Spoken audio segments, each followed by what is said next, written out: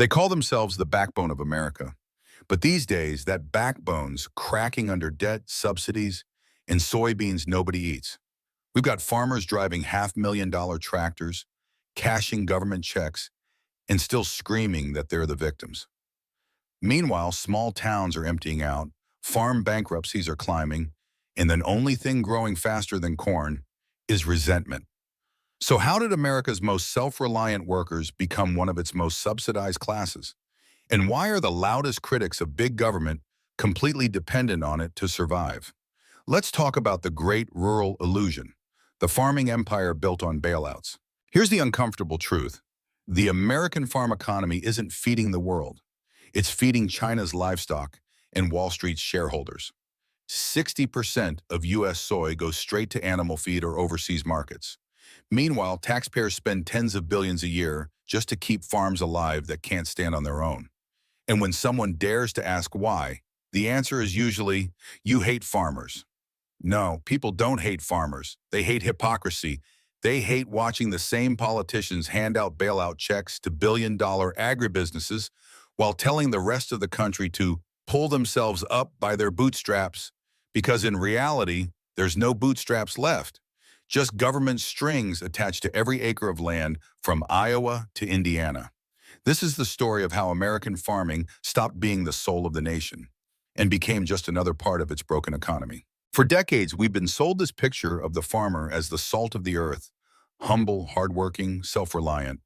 You know the image, a weathered man in a John Deere hat standing in front of a red barn with his loyal dog and a pickup truck that's seen better days. It's pure Americana, and it's pure fiction.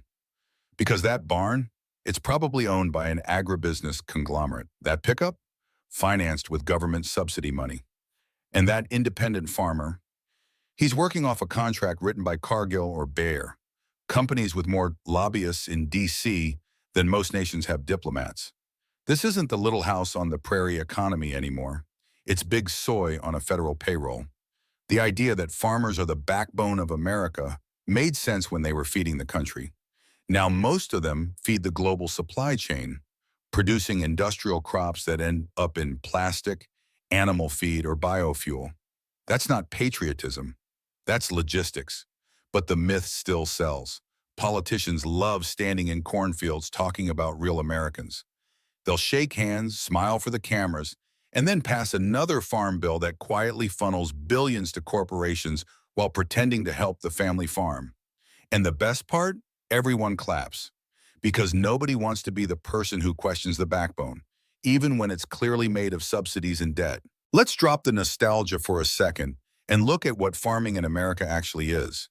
A trillion-dollar industry built on welfare checks with tractors attached. In 2023 alone, the U.S. government handed out roughly $28 billion in farm subsidies. That's more than the budgets of the EPA, NASA, and the National Park Service combined. And here's the kicker. Most of that money doesn't go to small-town family farms. It goes to the top 10%, the agribusiness giants who figured out how to turn lobbying into a harvest season. Meanwhile, the average U.S. farm is carrying over $1.3 million in debt. That's not self-reliance.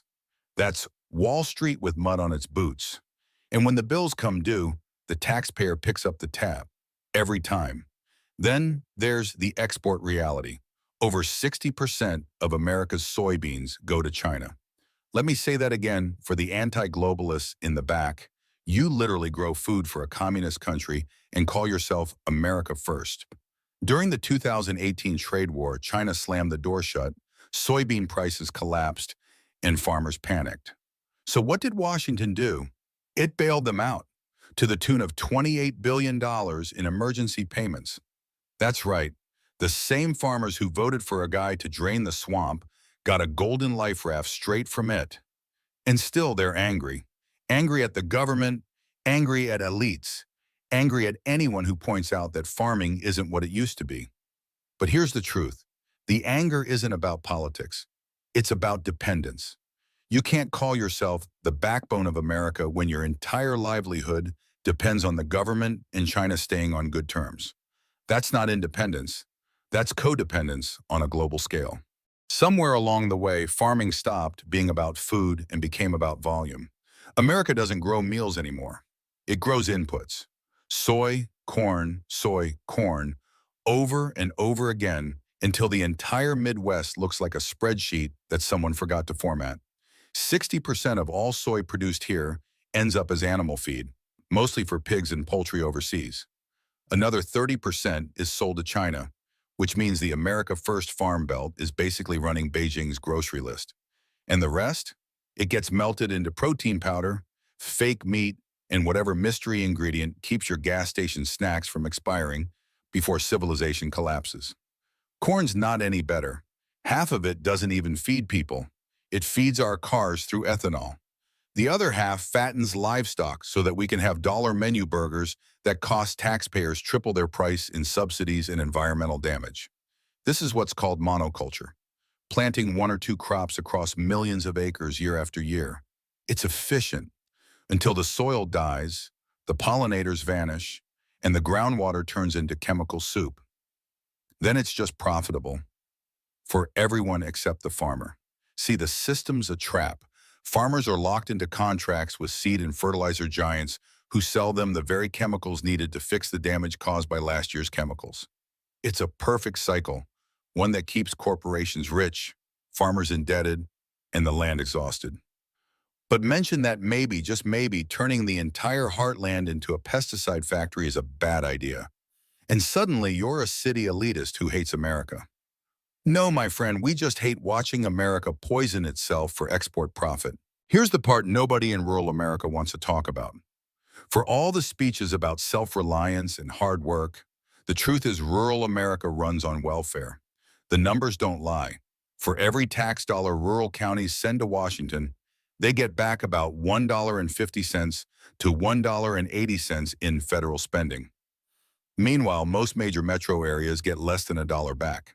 That means the people lecturing everyone else about big government are actually its biggest customers. The same towns that call food stamps handouts live off farm subsidies, crop insurance, Medicare, and Social Security checks. Federal money pays for the hospitals, the schools, and the roads. Even the broadband that lets them post government bad memes on Facebook. It's a paradox that's become an identity. Rural America hates the system it can't live without.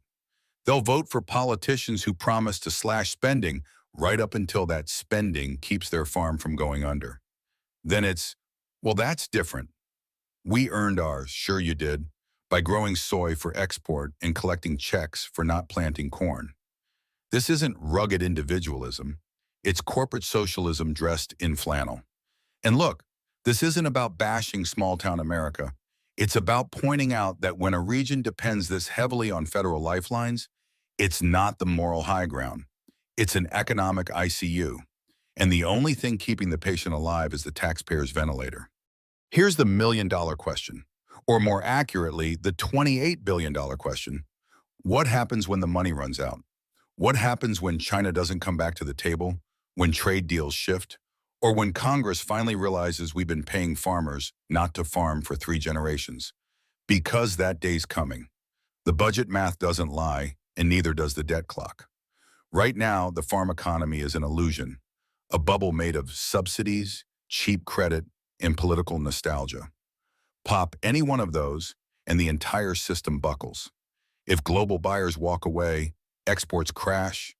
If interest rates rise, farmland values nosedive. If Congress tightens spending, the bailouts stop. And when that happens, there's no cushion left, just debt, chemicals, and a lot of very expensive tractors with nowhere to go. The scary part? Nobody has a plan B. There's no new industry waiting for small-town America, no next chapter after soy and corn.